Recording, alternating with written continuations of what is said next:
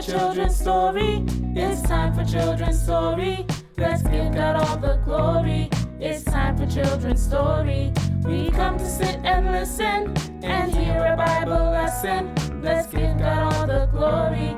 It's time for children's story. Come and listen, come and listen, come and listen. It's time for children's story. Come and listen, come and listen, come and listen. It's time for children's story. This little light of mine, I'm gonna let it shine. Boys and girls, can you imagine living away from your mom and dad? How would you feel? You would miss them a lot, right? What if you saw them once a year? You would be happy to see them, and they would be happy to see you too.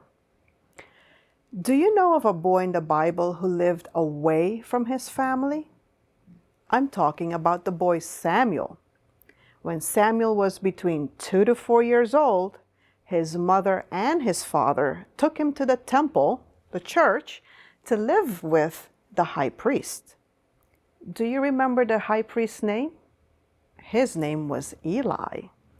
Samuel would see his mother and father once a year when they come to the temple. He was serving God as a priest full-time. Eli loved God, but he had 2 sons who disobeyed God, and they were evil. Can we love God and disobey Him at the same time? Samuel decided he was not going to hang out with Eli's sons. Samuel wanted to be the person that God wanted him to be. Samuel had a lovely character. What does that mean? That means that he was helpful, affectionate, kind, generous, obedient, and respectful. The high priest Eli loved Samuel like a son, and God was pleased with Samuel. Samuel is about 12 years old. One night, while he was sound asleep, he heard his name being called. He woke up and walked to Eli's room. He said to Eli, "Here am I. You called me." Eli said to him, "I didn't call you. Go back to bed." Samuel went back to bed, and again he heard his name and said to himself, "This is Eli calling me." So he ran back to Eli.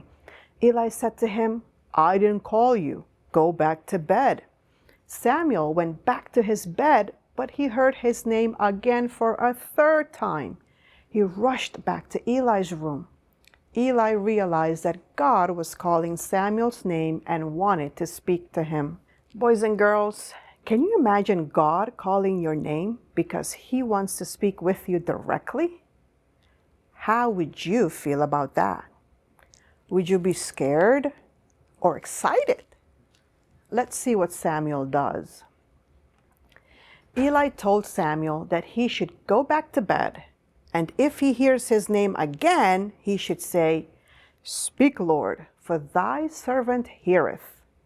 Well, Samuel went back to bed, and God called out his name for a 4th time. God said, "Samuel, Samuel." Samuel replied to God just as Eli had told him. Samuel said, "Speak, Lord, for thy servant heareth." Let's read a part of what God told Samuel. "And the Lord came and called as before, 'Samuel, Samuel.' And Samuel replied, 'Speak, your servant is listening.' Then the Lord said to Samuel, 'I'm about to do a shocking thing in Israel.'" 1 Samuel chapter 3, verses 10 to 11. Do you think God had great news for Samuel? This is what God told him. God said to Samuel to tell Eli that his 2 sons will both die in one day because they were evil. God also told Samuel to tell Eli that God was angry with him because he didn't do anything to keep his sons from behaving so evil.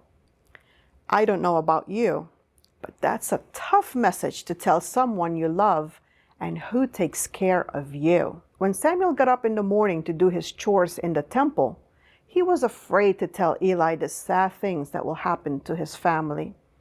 Eli called Samuel and asked him what God told him. Samuel told him everything that God said. Boys and girls, sometimes we have to do or say things that are uncomfortable, but always remain obedient to God. Keep God first in your life. Samuel let his light shine from the time he was a boy. He loved his chores in the temple. He even served as priest and wore an ephod. You are never too young to let your light shine. Remember Samuel. Let's see how the following people let their light shine.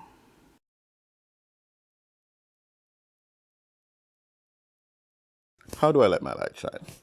All right, one of the first things I do in the morning when I get up, or the first thing I do in the morning, is pray, thanking God for waking me up for another day, and also asking for the opportunity to share Him with others. So what I do, I send a scriptural message out to all of the contacts in my phone. And also, one of the best ways for me to let my light shine is through what He has blessed me with, my talent, through music. You know, we sing about God and we sing for God. That is how I let my light shine.